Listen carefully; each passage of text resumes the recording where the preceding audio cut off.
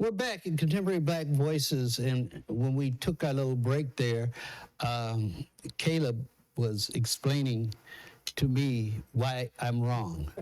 So I'll let Caleb pick up from there. So this is why you've been wrong for 20 years.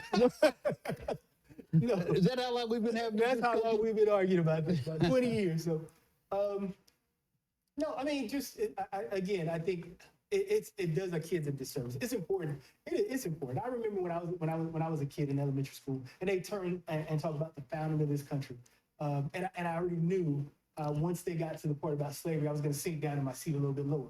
And it's important because kids, when you start off from that standpoint of your folks being enslaved, and not having and not without any knowledge of their contributions to the advancement of humanity, you start off defeated. But that's changed. You start off That's defeated. changed. No, we're having this discussion because we hope that it does change. No, it has changed. So are they? You are can they? talk Is there about- more?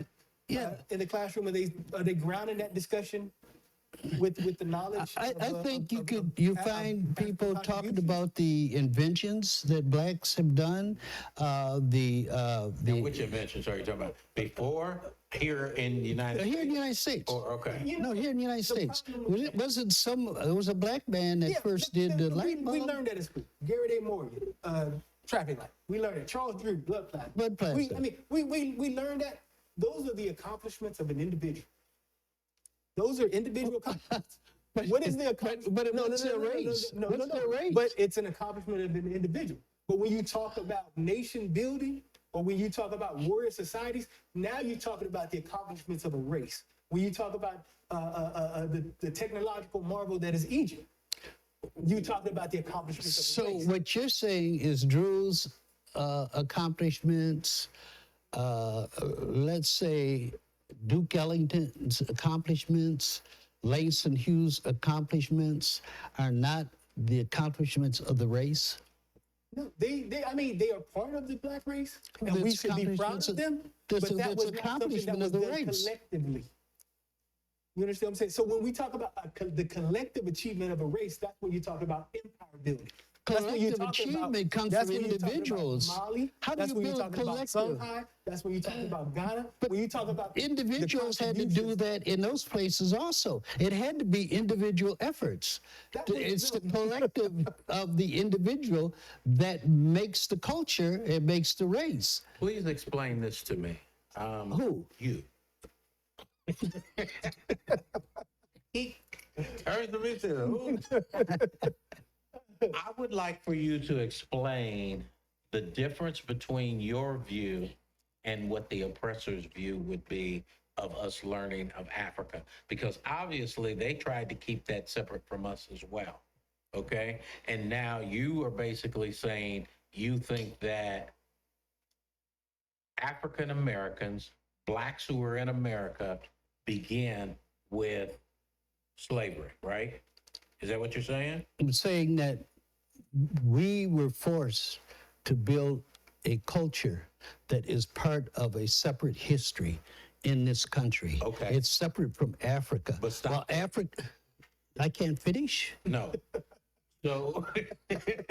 So, so the issue, I'm trying to figure out why the separation, from your standpoint, why the separation between what we did in America and the history that we have from Africa.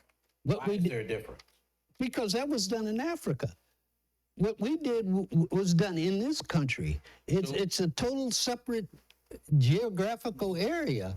We were struggling to survive as a different entity than what was happening in Africa. So what do you tell a child who says, where did I come from? Did my history begin with slavery? What do you tell them? I don't know. I see. You all see a problem with that. I don't. It's how you teach slavery. But what would you tell them? First of all, I don't use the word master and slave. Okay, what would you tell them? I use the word oppressor and oppressed. Okay. And what got us as kids is this whole idea that our ancestors had these masters. and we were slaves and we were subduing to them and we were dancing and laughing in front of them. That's how they taught their history. But since then, we've been able to teach the history a different way. We weren't doing that. We had Nat Turner.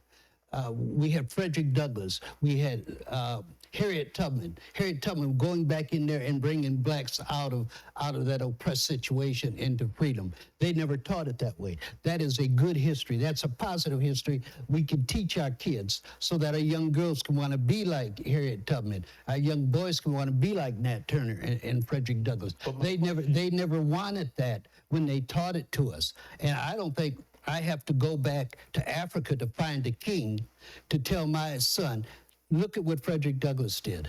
Look at what Nat Turner did. And even up to date, look at what Malcolm did. Look what Malcolm X did. Look at what Dr. King did. I don't need to go find somebody in Africa. I got it right here in this country. But I'm not asking you that. But what I am asking you is, what do you tell that child? I just told you. No, you did. Yes, I did. Yes, I did. Where do they start? They start right here. They start right here. When our ancestors were able to survive the most oppressive. You named a bunch of individuals. That is the exceptional Negro theory. That is not. That's what it is. Oh, that is not That's the exception. Tell me Why how you these use the word individuals, Negro all of a sudden? these individual Negro, accomplishments, exceptional Negro. how did they push He's forward trying to human put it history? down. How did they push forward history? He's trying to put it down by saying use the word The Negro. whole situation. Okay? You got Africa and you got America, and America to include the Caribbean and all those places. Prior to the door of no return, you had this history. You had this history still embedded in the minds of people who were oppressed or enslaved. Okay, but once they crossed from here, those slave castles in Africa, once they crossed over and came through the door of no return, and there was a realization that they could not go back to these memories, to these events, then they went from Africa through the Middle Passage, where many did not survive, but those who survived and realized they could not get back to Africa, then they had to rethink their thoughts on how they were going to survive in the United States. How were they going to survive in the Caribbean? How they were going to survive in Canada and everywhere else they were sent, in South America. So I think there was a three-part process that we had to help our kids understand. It was the events in Africa, then the crossing from Africa to the door of no return, events, horrible events that happened in the Middle Passage, okay? And then when they stepped foot on just any of the soils in the Western region, that's when another history, a new history was forced upon them to create and be a part of. But here's my point. My point is that you cannot erase the history in a person's mind. Okay, you can ask or you can attempt to, but you can't necessarily do it. You might be able to do it over time. Yes. Okay. Yes. But you can't do it because what happens to us even now, we have reunions and people always say, we want you to know your history. Mm-hmm. We want you to know your history. Or they will come back and say, you don't know your history from where your people came from. Okay. Now, when Aunt Sally says that, you don't know how long back she's talking about, okay? Because she could be talking about to the slavery, and those who have the memory in their memory bank back to Africa, they're asking, you did have a life before that, okay? Mm-hmm. So it really all depends on the person who's telling the story and the person who wants you actually to learn. Because when you have those oppressors, they don't want you to know about Africa. But when you have Aunt Sally and so forth, she will tell you there is a history before slavery. I never got that, Aunt Sally. Okay. I don't know about the rest of you all. I'm probably the oldest here, so mine goes back further before the contemporary movement to love Africa. Okay, I was taught that my mother was born in Harold, Arkansas. Her mother was born in Harold, Arkansas. Her mother was born in Harold, Arkansas. That's as far back as we go. Okay, and it's all in this country now. Did it bother me because I wasn't told I had kings in Africa? I don't think so. I think I've been I turned out to be a pretty decent person. Intellectually, I've taken on my own studies. And so I don't know when this movement that we had to forget what happened from when we first got here to today, bypass Nat Turner, bypass Frederick Douglass, bypass Harriet Tubman, bypass Sojourner Truth, bypass Booker T. Washington, bypass W.E.B. Du Bois, bypass them all and go find the kings in Africa. And now you'll be happy. And now you'll be happy. That's what you're alluding to. That's what, yes, you are. Yes, you are. That's exactly what you're alluding to. That's the point you're making. All I said was that there was Africa. They were captured. They were put into slave castles. And then when they went through that door of no return and started going on those ships, there was the sad realization that they would never get back to where they came from.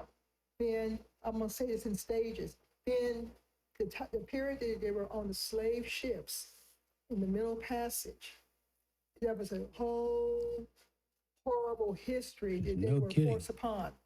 Then those who survived, so they may had some memories of home, which would have been Africa. They have memories of what happened on that slave ship. Then they're forced into a situation to where they're separated even more on the soils of the United States, the Caribbean, South America, whatever. And so although they might have had these memories of Africa, the realization was whatever memories we conjure up now, it's going to have to be, I think, survival. How are we going to survive this mess that we're in? Okay, let's do this. Won't you make your final comments, and Caleb can make his comment because we're going to run out of time in this session. I just want to say real quick that it doesn't look like our panel here today is going to be able to solve this discussion. What I really hope is that you who are watching this will comment and tell us what your thoughts are about the conversation that we're having today. I would like for you to also ring the bell to make sure that you're notified of other videos that we have that come about and also that are part of the Black Video Network. But more importantly, we want your comments. So please comment. Okay, I'm going to give Caleb the last minute. I'm going to give Caleb the last minute. I think the separation, it's by design. They did the same thing in Africa. They went and they in order to create this animosity and this divide, they would teach some African people how to farm, modern farming techniques. They would give them European style housing, European style clothes, and so it created animosity. And so it's the same. It's the age-old divide and conquer. They want you to break that connection. When that connection is broken, you lose power. That is where the power is. That is the land of your ancestors. That's where the resources are. That's any kind of salvation that's going to come to the Black race is going to come from there. The power of a nation state. It is going to come through unity and reestablishing that lost connection. All right, so we're going to end on that note, and please stay tuned for hot topics. Even though this was a hot one, the hot topics is going to be even hotter.